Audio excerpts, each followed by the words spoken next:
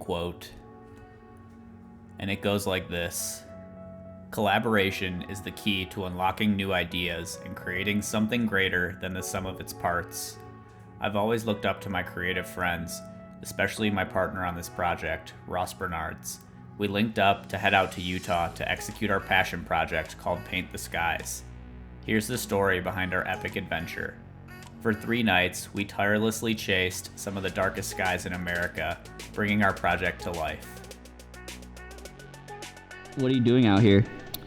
We are doing some scouting for a light painting project that we're going to be doing tonight, and just trying to get a feel for the canyon, what it looks like, what the spaces are that we're working in.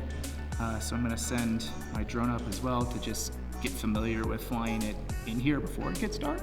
Light painting is like art. It takes time to create, time to experiment, time to learn, and time to tweak. So we did just that. We experimented, we failed, we tried again, we failed again, we tweaked our setups, we put all our effort into this thing to create something we'd never seen before. But why? Some people might ask. To be reminded why we love doing this, and to remind us why we love just getting out to create for fun again and produce something different. That's what art does to us.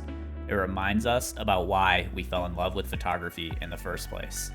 We get a thrill from taking a creative idea and bringing it to life. It's this never-ending chase, the research, the planning, the prepping, the packing, the scouting, the waiting, then executing, failing, trying again, and all the while having an amazing time doing it for the love of photography. Now let's jump into Luminar Neo for a quick editing tutorial, and I'll show you how this program made our resulting images shine. Hey guys, thanks so much for tuning in to watch our behind the scenes video about our recent project out in Utah called Paint the Skies.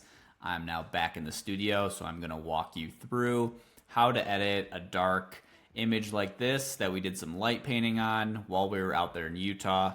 I'm gonna show you start to finish how I use the tools in Luminar Neo to transform this raw file. All right, so let's jump right into it. The first tool is gonna be the develop tool. I have the raw photo opened up here in Luminar Neo, so I'm gonna walk you through the adjustments that I made to this image. Shot this photo relatively underexposed, so I'm gonna bring this up to about 1.9, 1.88 exposure.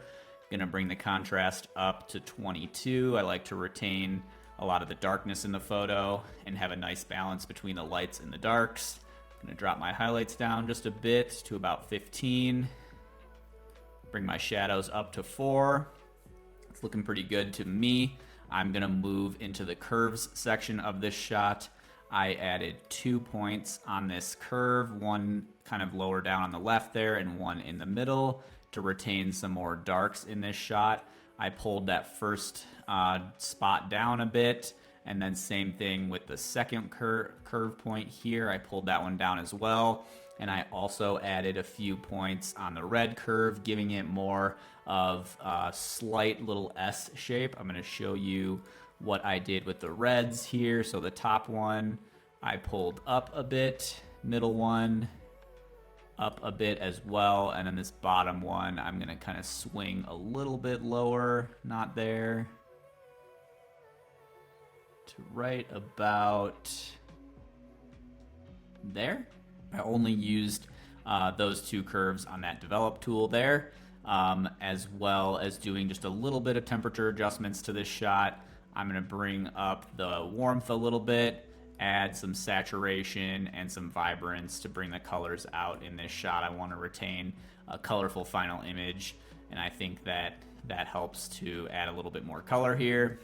Noise reduction, I brought the luminosity up ever so slightly to about 12, and I didn't do anything with optics or transform for this particular shot, but I used the noise reduction because we shot a lot of these images at a higher ISO. I'm finished there with the develop panel, so I'm going to close that tool out. I'm going to do a little bit of vignetting to this shot.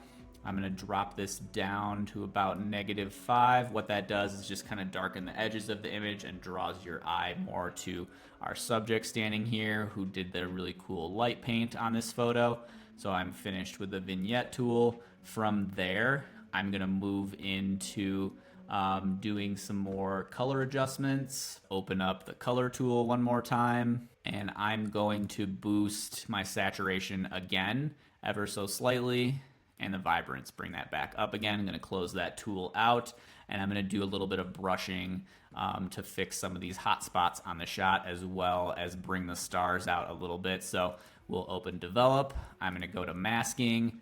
I'm going to click brush and paint in these areas that are a little too overexposed. Some of this is distracting to me, and I don't want to lose my viewer here, so I'm gonna brush some of that away, as well as the canyon wall got a little too bright from the LED light we were using. I'll go to the adjustments here, and I will drop the exposure down a little bit just so it's not so abrasive, but you still get a cool creative effect from that light paint element in there. I'm gonna also drop the highlights down. We are all set with that brush tool. I will now open up another develop module, and now I'm going to brighten up the stars. So we'll go to masking. We will use another brush. I'm going to make this brush a little bigger. And now I'm painting the sky, just like the name of our project. I'm going to paint that in, jump over here to the adjustments, bring the exposure up so I brighten up these stars quite a bit. I like how that's looking for me. Maybe shadows a little bit. We'll see what this does. I don't want to add any noise to the sky, so I'm going to be pretty delicate with making any big adjustments here. I will add a little bit more contrast because I like the darkness from the sky. But if you really brought up your brightness there, you're going to introduce a lot of noise into this raw file. So a good sweet spot for me, about 0.6, 0.5. That's looking pretty clean there. So I'm going to close that brush tool down. And then from there, I'm going to go back to the Essentials tools, and we will add a little bit of stylistic color grading into this shot. So you're going to open up your HSL slider, do the drop down. I'm going to focus on the hue panel for the sake of time, and just showing you the adjustments that I made that made this image a little bit more crisp and clean for me. So I'm going to bring up red a little bit more to about 10. I'm going to go to green to reintroduce some greens into this shot.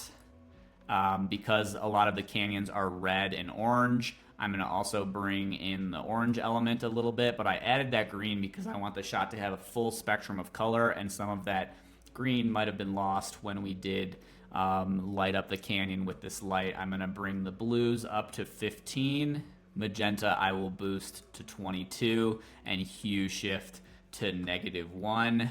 And as you can see, in just about 5 minutes, we made this kind of dull, dark image into something way more interesting and intricate in terms of color and information that we can now see. I'm just going to boost the saturation and vibrance on these colors before closing out the color tool and moving on to crop. And the reason why I do that with my HSLs is that's where you start to introduce a lot of style to your photo. So that is up to you to kind of figure out how you want to manipulate the colors in your image, but that is how I want this image to feel and kind of what it looked like to me that night. Next thing I'm going to do is open up the landscape tool. One of my favorite tools in Luminar Neo is under the landscape tool is this golden hour tool. I don't want to add too much of this, but I'm going to give it a little bit more orange to add more interest to our canyon here. Add some dehaze to this shot to about 7. I like how everything is looking so far. I'm going to close that landscape tool. I'm going to move right into cropping this for Instagram. It's looking pretty solid for me. It's close to export, so I'm going to crop this down to 4:5. That is the proper crop for a vertical shot on Instagram. I'm going to pull down because I want more of your visual interest to follow this light trail in right to the subject there. Hit apply, and it's going to apply the crop. So in just a few minutes there, you saw how we took this dark raw file and made it way more interesting with the tools inside of Luminar Neo. This is one of my favorite start to finish editing tools. I use this for a lot of my night photography and a lot of my landscape stuff.